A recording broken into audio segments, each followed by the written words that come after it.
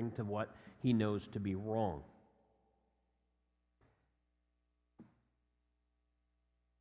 Yes, absolute standards, absolute morality, right and wrong, universally, must come from a God that transcends all cultures and all times. That does point to the existence of God independently, but that's different than the conscience of man. The conscience of man must necessarily come from a being that has the ability to discern right from wrong. It must come from a being with emotion and will.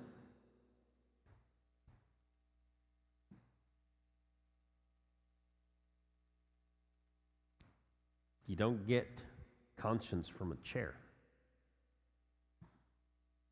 or a pen.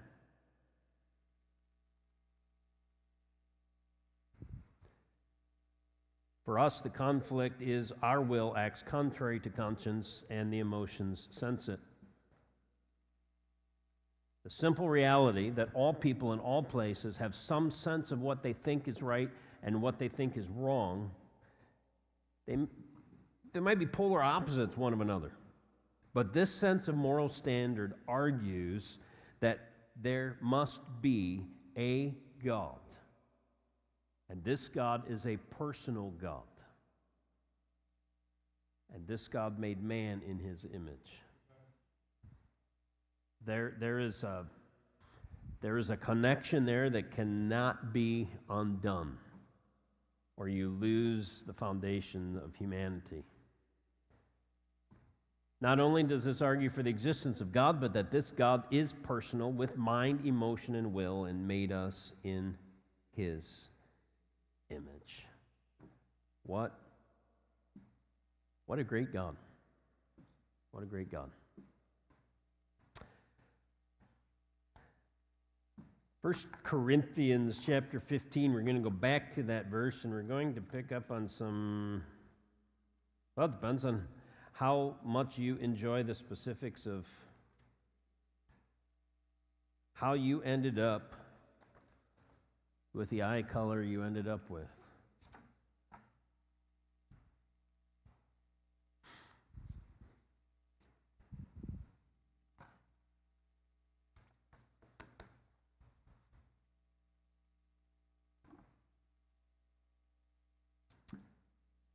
First Corinthians chapter 15, verse 39.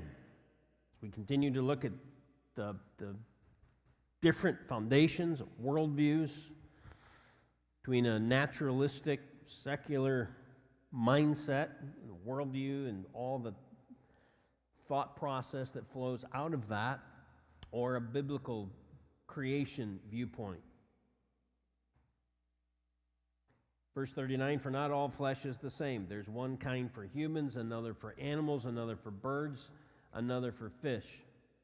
How does it come to be that there are these distinctions? That when you see an advertisement for Buffalo Wild Wings and you see a buffalo with wings, you go, they made that up. It doesn't take much of a scientist to figure that out, does it? When was the first time you went to a restaurant, any restaurant, and they had buffalo wings on the menu, and you're like, where did they get those? No wonder I see buffalo running around without any wings. They stole them all.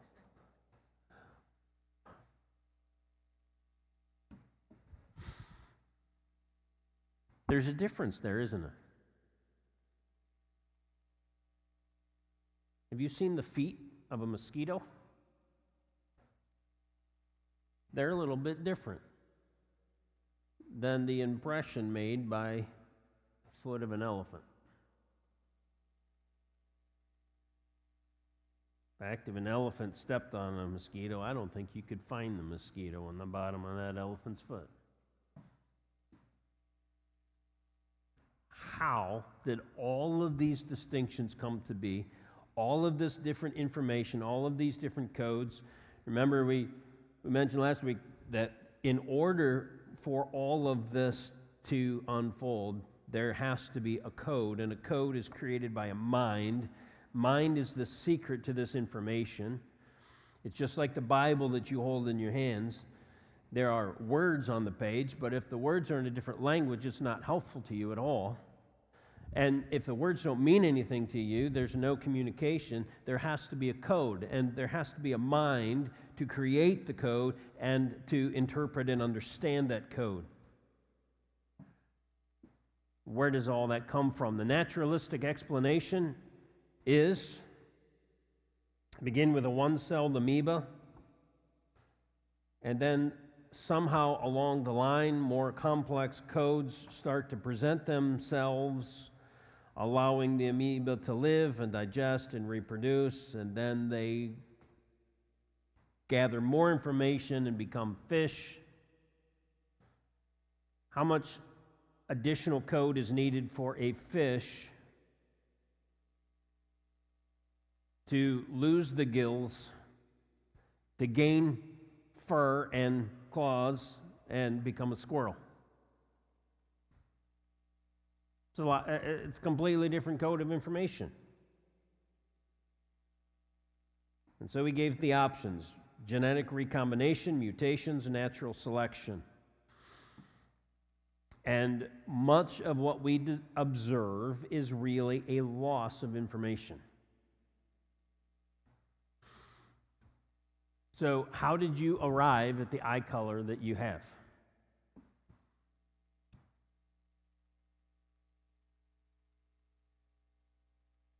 It's not what I have told little kids over the years, or even my grandkids. You know, eat enough chocolate, it'll turn your eyes brown. Doesn't work. It's worth a try if you want brown eyes and don't have them, but it doesn't work. How is it that you end up with the eye color that you have? Well, there are 2 genes for eye color. We each receive 2 genes. The only way to have blue or green eyes is to have 2 recessive genes. How I even got eye color in the first place, I have no idea, because my dad would never wear jeans until he got into his 70s. I don't know.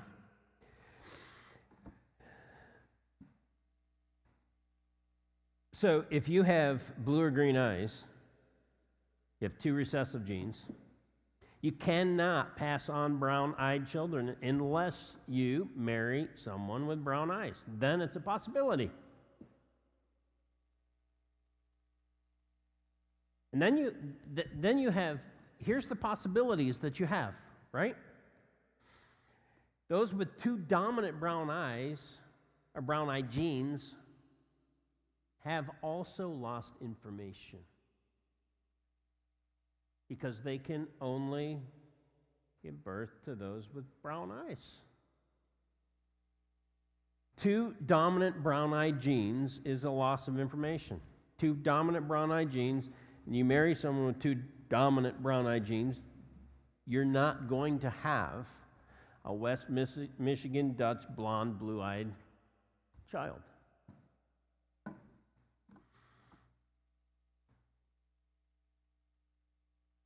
If you have 1 dominant, 1 recessive, any guesses what color eyes they'll have? Well, brown, because brown's dominant, right? So they end up with brown eyes. If you have 2 recessive genes, they'll be blue or green. So over the course of generations and childbearing, and you can go either direction. You can have groups of people in one location that all have both dominant brown-eyed genes, and all of the kids in that area are going to be brown-eyed kids. Or you can go the other way. You don't see a lot of brown-eyed Dutch kids in West Michigan. Do you?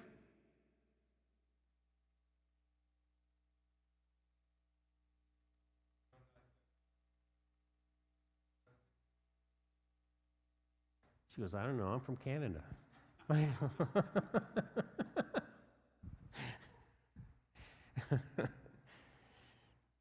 People were so far scattered apart in Canada, we couldn't tell what color their eyes were. So what happens? You've got some with loss of information, you have others with loss of information, you have others with a combination of information, and as you have these changes go about over the course of time, you're passing around genes. All the genes are present in humanity, right? Dominant brown-eyed genes or recessive genes. Okay? Those are what's being passed around. There's changes and recombination of information, but there's no new information. There's no new information. There was a short period of time, I don't know, chronologically challenged. I'll lose track of time, but I don't know, 10 years ago, maybe 15 years ago, I don't know, when there was a wave for just a little while where individuals were getting contacts with different tints to them. They were colored contacts. There was no new information that was bringing out new eye color. It wasn't happening.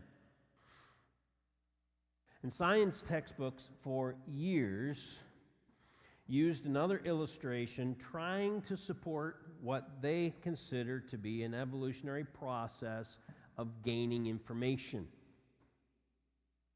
And I want to take a look at it. The peppered moth. I've never heard of a study on the salted moth, just the peppered moth, but the peppered moth. And it was used as support for evolution. Why? Because over the course of time, and it wasn't a lengthy period of time, it was a relatively short period of time, as they were observing, there became more white moths that survived through the years than black moths.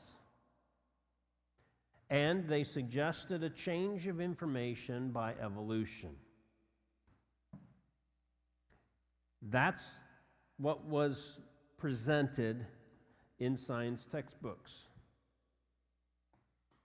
And if you're a science student, you're going, oh, something's changing. There's more white moths than there used to be, and there's less black moths than there used to be, so there must be a change of... And the assumption was, and it's not just an assumption, it's a leap. I mean, it's crazier than jumping off a bridge, a 50-foot bridge with a 100-foot bungee cord. But that's what they did. This, to suggest that this change that they were observing, and they could literally observe it, they could do the counts and they could observe it, that it was proof of evolution. Well, what really happened? Anybody remember from your fancy science textbooks that they spend how much money to produce?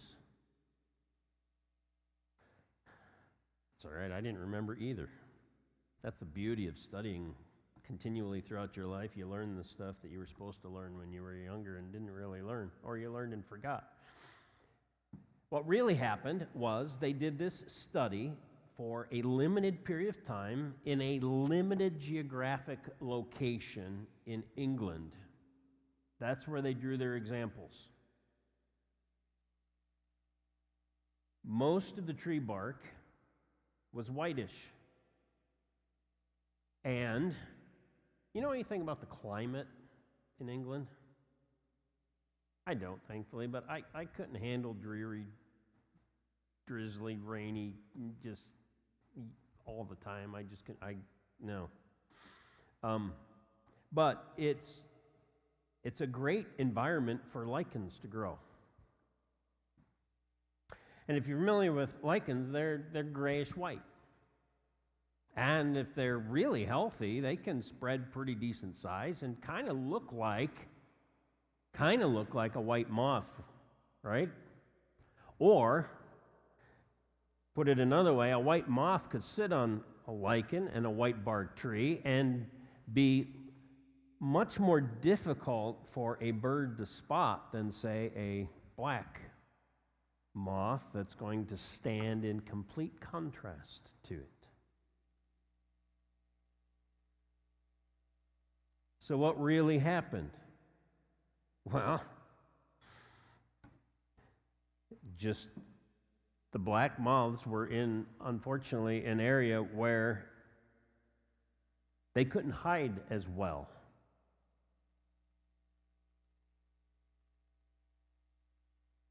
The way this year has gone, time-wise, it won't be long in November we'll be here, and that's deer hunting season in Michigan, gun season. And usually, though we have no wish for snow other times of the year, we want at least a dusting. Why?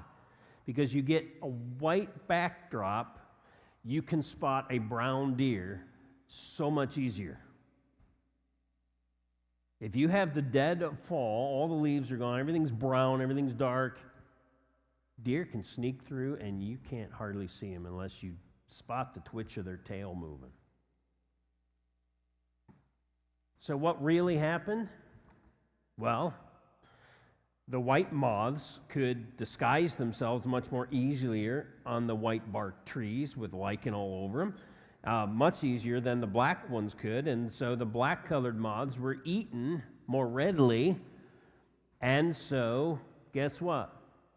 There were more white moths to reproduce, and what they were observing was natural selection. Have you ever gone to a restaurant and you ordered something and they're like, we're out? And you're like, yeah, I knew it was a good choice. So did everybody else, right? Natural selection. And that's what happened. Another example, and I don't like them any more than I like talking about them, and that's the Colorado potato beetle. And why don't they go back where they came from? This is Michigan. Colorado potato beetles, not a fan of them. A number of years ago, had a wave of them just out of nowhere. Just all of a sudden, there's just millions of those. You read all of the supposed healthy methods to get rid of them, and they're like, oh, pick them off the plant. And you're like, you can't pick that many off. And they're so, by the,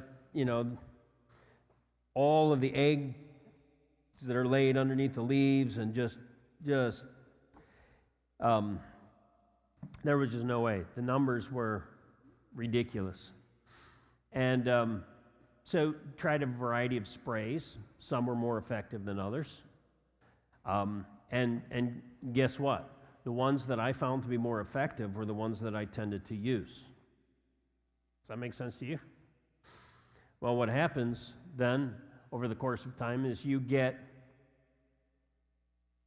Colorado potato beetles that develop at a rate so that when they begin to eat on the plant, there is less of the spray remaining. It's been leached out by water.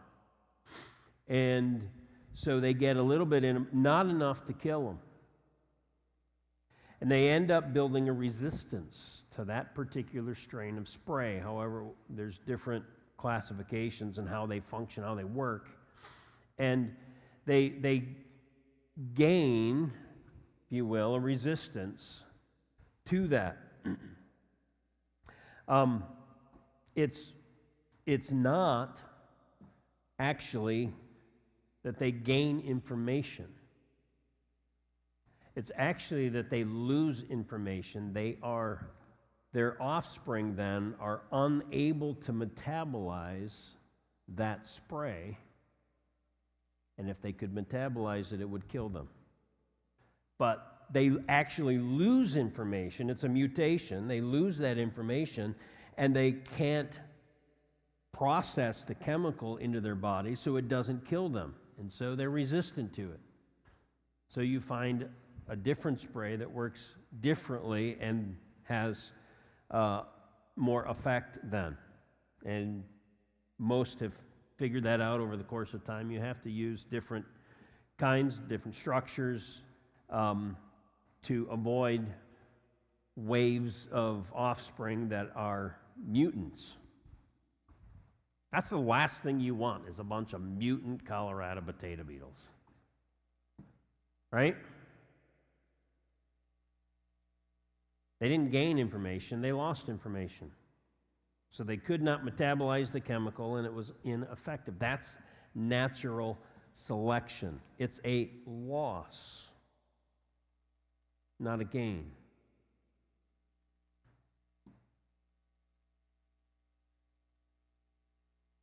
Mutations are accidents that happen as a result of DNA copying. In effect, the spray mildly damaged the critter, and as they reproduced, there was difficulty in copying specific code of the DNA that results then in this mutation or loss of information.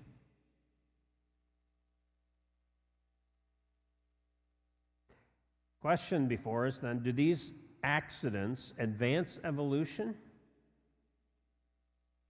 What if they add information? Is it possible to add information? You say, well, here's the deal. They actually lose information, but yet it's presented as if they gain a resistance, and so in the textbooks, it's presented as if they actually gain information.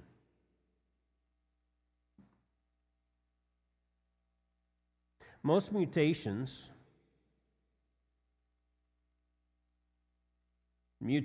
can involve a duplicity in DNA copying. Most mutations are harmful. However, some deadly.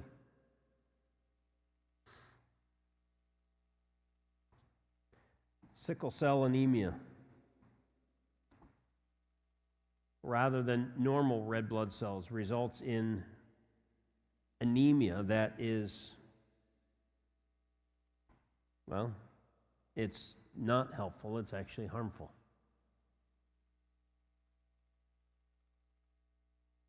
But the spin masters have been around for a long, long time. They're not new. Back in the day, the textbooks actually had these notations, suggesting that mutations such as this can be, quote, helpful.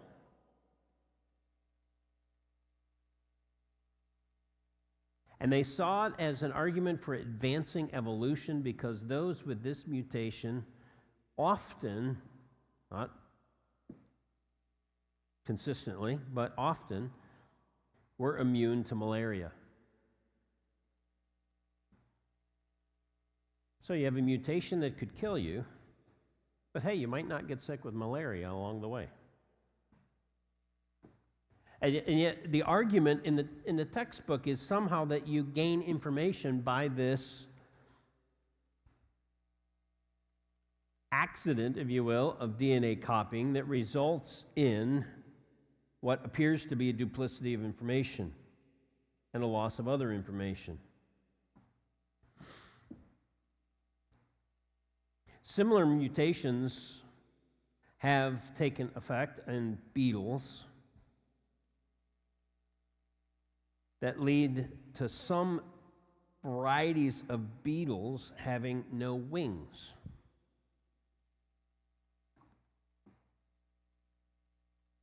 Again, evolutionists argue that this is helpful. And they assume, now track how they try to reason this out. It's the same kind of natural selection thing that happens, like with the peppered moth. The white ones survived because they could disguise easier than the black ones. But they noticed more beetles with these mutations without wings near the ocean than in other places. And they consider that to be the evolutionary process of adapting, changing to their environment. Here's what actually happens. In those areas near the ocean where it's windier, the beetles without wings just scurried along the sand. The beetles with wings could catch that air and often were blown out into the ocean where they drowned and died.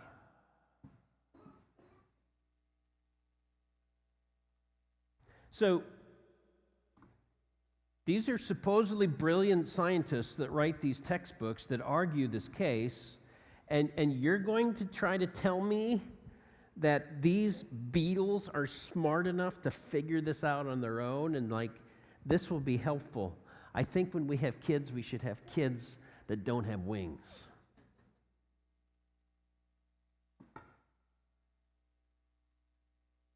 It's ridiculous. It's ridiculous, and yet it's cast off as science. That's the naturalistic explanation. No, God made things the way they are. There's problems that result because of fallen curse, creation. If a bird's coming after a beetle and it can only run, it can't fly, guess what? It's limited in its escape route.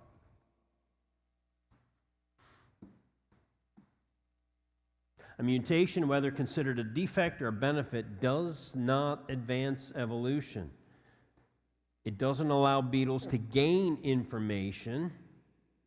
There may be a duplicity of copying existing information or the loss of information, but it is not something that results in gaining information, and it never allows a beetle to evolve into something other than a beetle.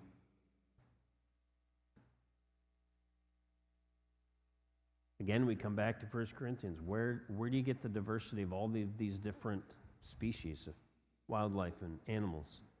All of these different groupings and classifications.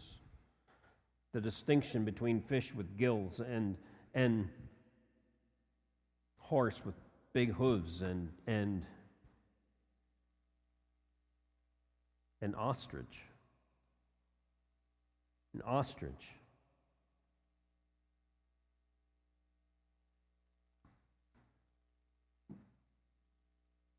Have you looked at some of the strange creatures that are out around in our world? Some of the exotic creatures, and you wonder, how do they eat? How do they survive?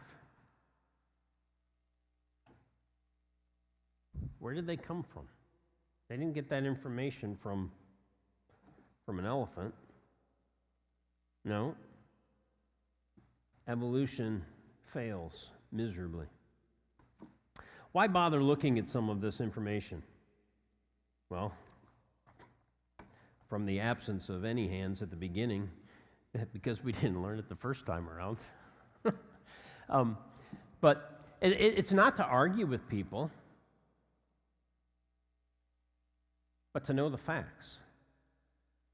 And I would suggest to you an underlying reason for me wanting to dive into these different foundations of worldview is not to try to prove that the Bible is true. We already believe that.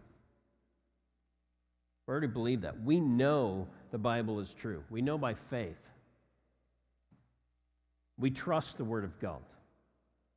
Yes, all of this scientific data supports that and upholds that. But we don't have to have that to believe the Bible is true. God said it's true.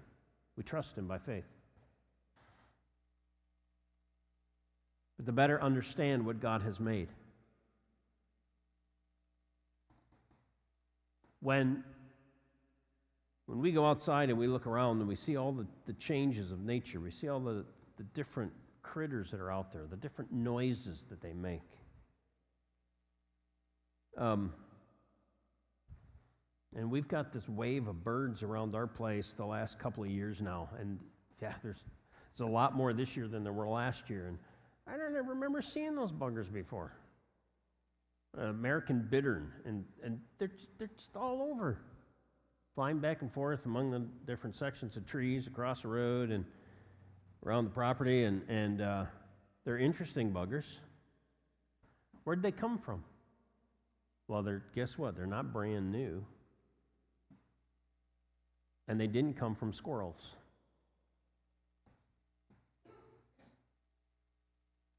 How do we understand all of the diversity of the creatures that are out there? Where did they come from?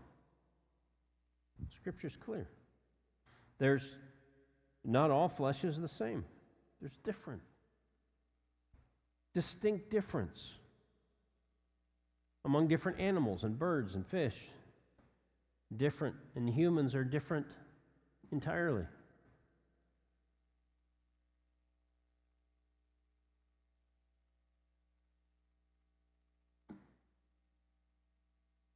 And not one of any of the various kinds of flesh, as Paul uses the term here in 1 Corinthians, not any of the different varieties of kinds of flesh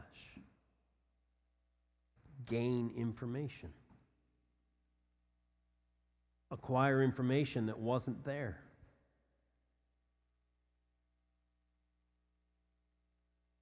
To evolve into something that hasn't been.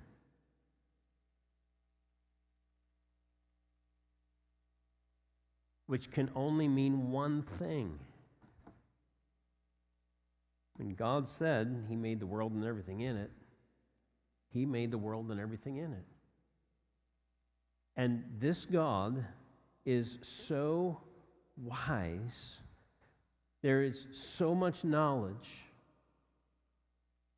All of the different information, all of the different coding, the DNA of all of these different and diverse creatures, beings.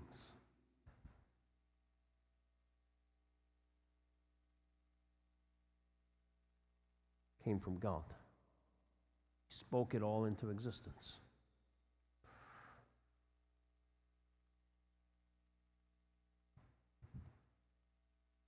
Why sometimes in life, when it doesn't seem to go the way that we would like it to go, do we sometimes, we'd never vocalize it for sure, but wonder as if God's not really sure what he's doing. This all-wise God, supreme, perfect knowledge beyond what we can fathom, comprehend. I find it impossible to look at all of the different things. The 4-H fair is coming up before long in town. And some of our kids, when they were younger, got into the entomology displays, thanks to the influence of the KF family, which means what? Which means your freezer and your drawers and everything else in your house was filled with little baggies full of all these different bugs. And I snuck some mammoth-sized, it was that a flying cricket of grasshopper that was, I think you could have filleted that thing. I brought it back from South America once when I was over there. Got through customs and it was on, I think it was on Justin's entomology display one year. Like, where'd you get that thing? That's huge. And you're looking at all of these different bugs. Some were butterflies, some were just, beetles and other insects and all of these. Where did they all come from? An incredibly amazing God made them all with difference and diversity and information coded. Information in this code beyond what we can mathematically comprehend. That does exactly what he says it ought to do, and that is they reproduce after their kind. What an amazing God. Father, thank you for this amazing world that we live in and for the overwhelming evidence. It's not by evolutionary naturalistic process, it's by divine fiat. You, the all-powerful, supreme God, spoke into existence all that is. May we offer to you the worship that is due, one so majestic. I ask this in Jesus' name. Amen.